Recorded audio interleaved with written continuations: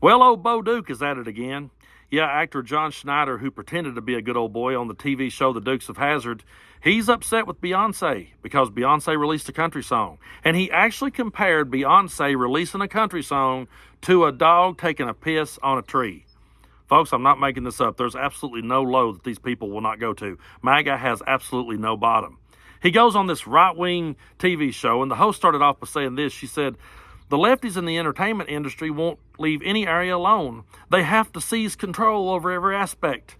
To that harebrained comment, I would say this.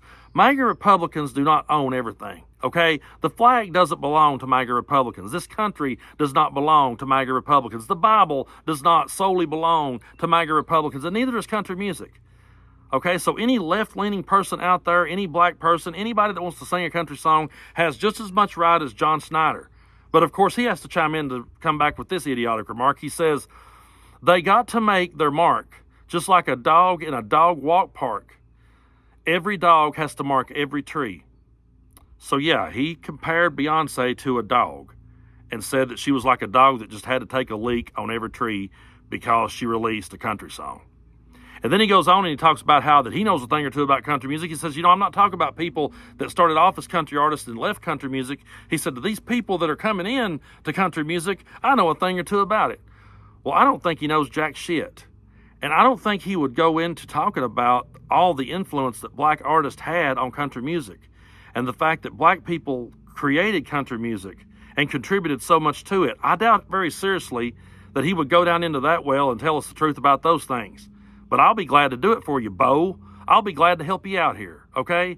Because if you want to talk about the influence that black artists had over country music, how about we talk about Arnold Schultz, who was a fiddle player and a guitar player. His finger-picking style heavily influenced Bill Monroe, who is considered to be the father of bluegrass, and Merle Travis, who's one of the most imitated country guitar players of all time.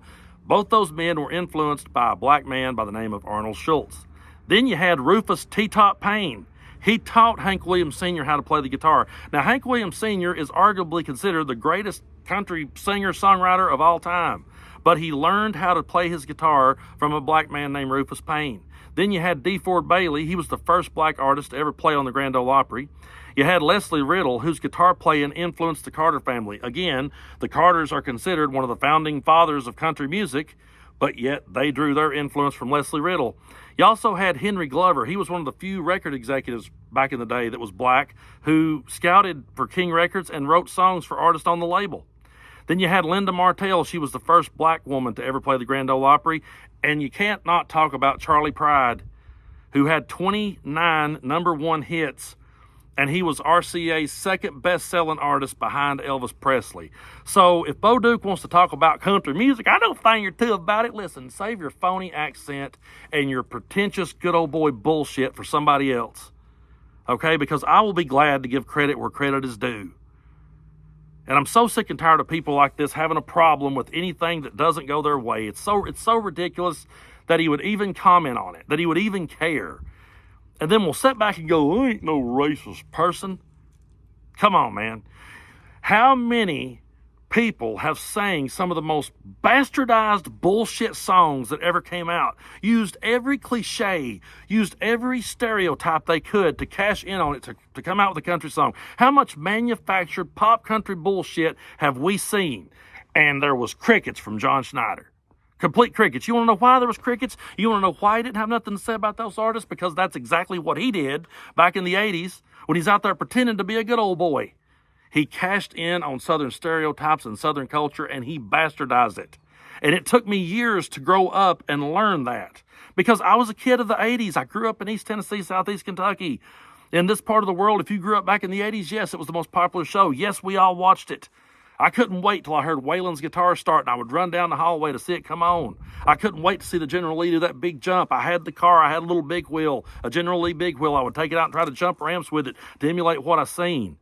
But then I grew up and I realized that so much of that television I grew up watching was a bastardization, if that's even a word, of my life. And people begin trying to imitate that and call that Southern culture. And that's why I grew out of it and grew away from it. I don't think it's the worst show of all time. No, I don't. I don't think it was necessarily a racist show. I've never said that. I don't think those things.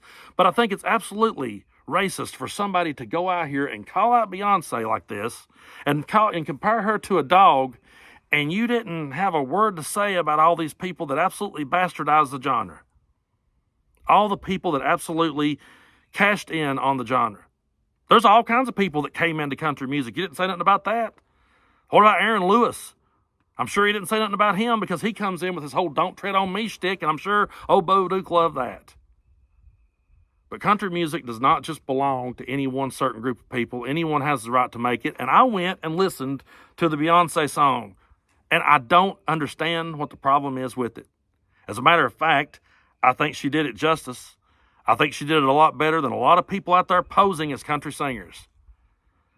And all it's going to do to people who truly love country music, all it's going to do is bring people into the fold, and it's going to broaden the genre, and it's going to turn people on to things. Because when Beyonce sings a country song, people's going to dive in. And for those that care enough to dive a little deeper, they'll dig in and find the pioneers of country music. And if they dig back far enough, they'll realize, wait a minute, for everybody that was upset over this black woman singing a country song, black people created the damn genre to start with.